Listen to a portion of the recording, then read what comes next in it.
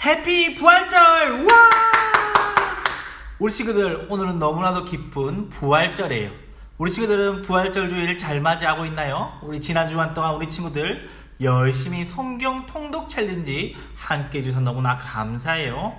오늘 부활의 너무 기쁜 마음 기억하시면서 오늘 본문 말씀 한번 들어가 보겠습니다. 누가복음 24장 1절에서 9절 세번역입니다. 일의 첫날 이른 새벽에 여자들은 준비한 향료를 가지고 무덤으로 갔다. 그들은 무덤 어귀를 막은 돌이 무덤에서 굴려져 나간 것을 보았다. 그들이 안으로 들어가 보니 주 예수의 시신이 없었다.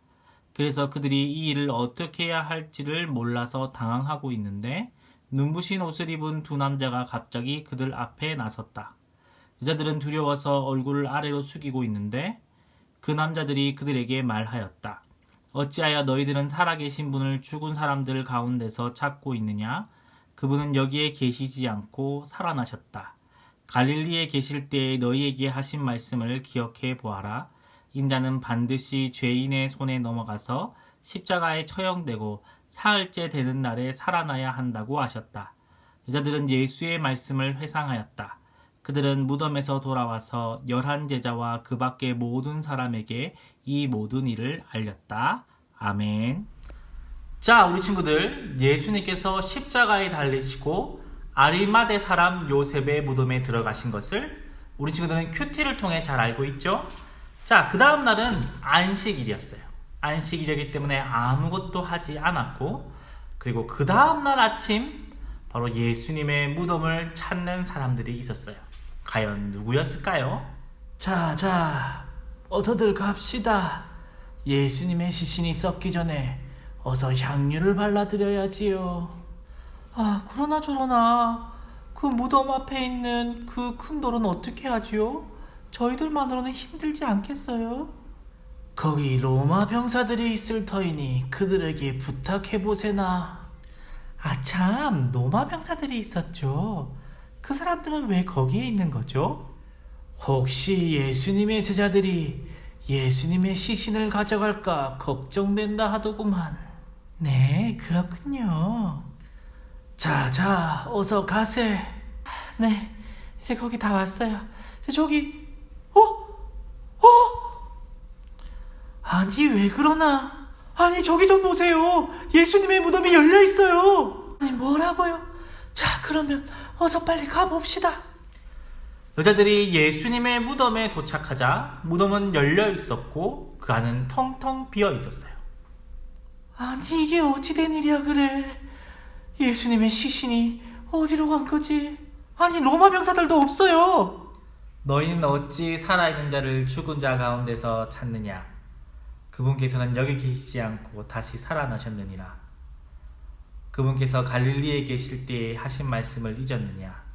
인자가 나쁜 사람들 손에 넘어가 십자가에 달려 죽고 사흘 만에 다시 살아나실 것을 말씀하시지 않으셨느냐? 네네, 분명 그렇게 말씀하셨습니다. 예수님께서 말씀대로 살아나셨어요. 다시 살아나셨다고요. 자, 어서 가서 이 사실을 예수님의 제자분들에게 알리세. 친구들, 그렇습니다. 정말로 예수님은 다시 부활하셨어요. 바로 빈 무덤이 다시 살아나신 예수님을 증거하는 것이죠. 그런데 그 당시 사람들은 그것을 믿지 않았어요. 특히 대제사장은 그것을 믿을 수 없었죠. 그들이 예수님을 십자가로 몰아갔었죠. 그들은 뭐라 얘기했냐면은 예수님께서는 죽으셨는데 그 제자들이 그 시신을 훔쳐서 다른 곳에 숨긴 다음에 예수님이 다시 부활했다, 그렇게 사기친다고 주장했어요. 하지만 그 주장이 사실이라고 한다면 사도행전에 나타나는 제자들의 행동을 도무지 이해할 수 없어요. 친구들, 사도행전에 등장하는 예수님의 제자들은 이 복음서에 등장한 제자들의 모습과 조금 다릅니다. 복음서에서는 정말 예수님이 답답해 하실 정도로 제자들이 좀 부족한 모습을 보여줬지만 예수님이 살아계심을 보고 승천하시는 것을 보고 성령님을 받은 제자들의 모습은 180도 달라지게 됩니다. 베드로를 한번 예를 들어볼까요? 베드로는 예수님께서 십자가에 달리실 때 자기가 죽을까봐 예수님을 성경책에 보면 저주하며 예수님에 대해서 안 좋게 얘기하며 자기는 예수님을 모른다라고 부정했었죠. 그런데 그랬던 베드로가 사도행전에서는 목숨을 걸고 예수님을 전하는 모습을 보게 됩니다.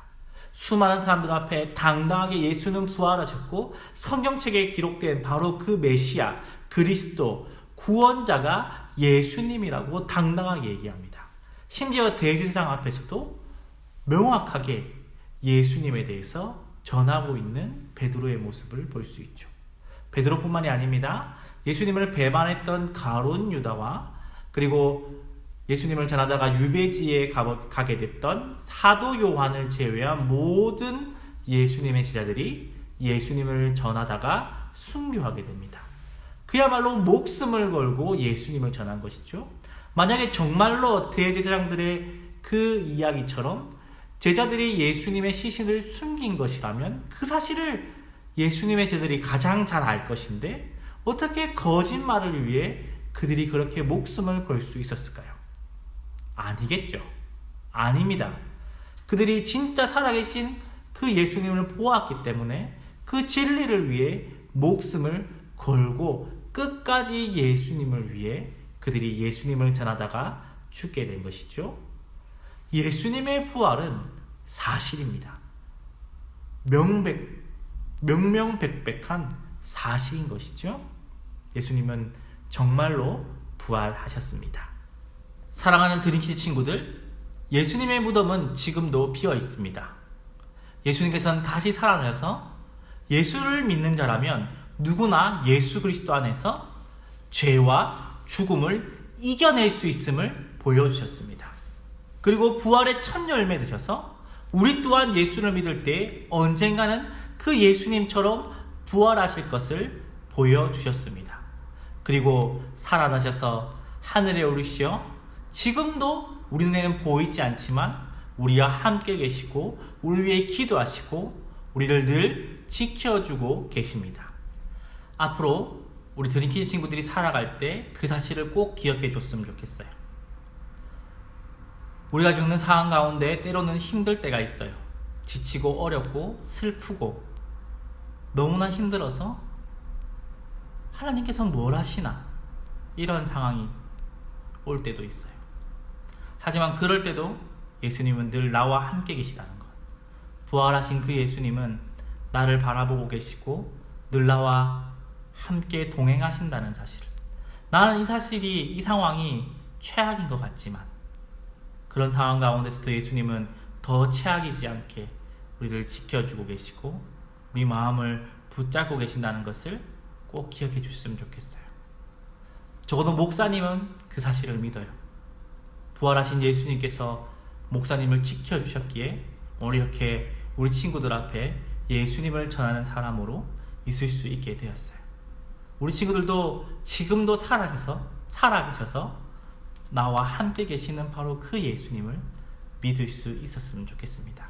그리고 나만 믿는 것이 아니라 다른 사람에게도 그 사실을 전할 수 있는 삶으로 그 사실을 전할 수 있는. 넌 어떻게 그렇게 두려워하지 않니? 넌 어떤 상황에서도 그렇게 염려하지 않니? 넌 조금 염려하고 걱정하는 것 같은데 어떻게 그렇게 다시 멘탈을 회복할 수 있니? 어떻게 그렇게 평온할 수 있니? 그렇게 얘기할 때 나는 살아계신 예수님께서 함께 계셔서 나는 괜찮아. 그렇게 삶으로 다른 사람들에게 예수님이 살아계심을 보여줄 수 있는 우리 드림키즈 친구들이 됐으면 좋겠습니다. 기도하겠습니다. 하나님 아버지 감사합니다. 우리를 위해 십자가에 달리시고 죽으면서 부활하심으로 우리가 예수 그리스도 안에서 죄와 죽음을 이길 수 있음을 보여주신 건 너무나 감사합니다. 또한 부활의 첫 열매 되셔서 우리도 그 영광스러운 예수님의 모습을 우리도 가질 수 있음을 보여주셔서 너무나 감사합니다. 우리가 늘 부활하셔서 지금도 살아계신 나와 함께 계신 그 예수님을 믿을 수 있게 하여 주시옵소서. 어떠한 상황, 어떠한 힘든 상황에서도 예수님은 나와 늘 함께 계시다는 것을 우리 친구들이 믿고 삶으로 그것을 보여줄 수 있는 우리 귀한 드림키즈 친구들 되게 해주세요. 예수님 이름으로 기도드렸습니다. 아멘. 친구들, 지금도 예수님 우리와 함께 계십니다. 믿고 이번 주도 아자아자 파이팅! 다음 주에 또 봐요.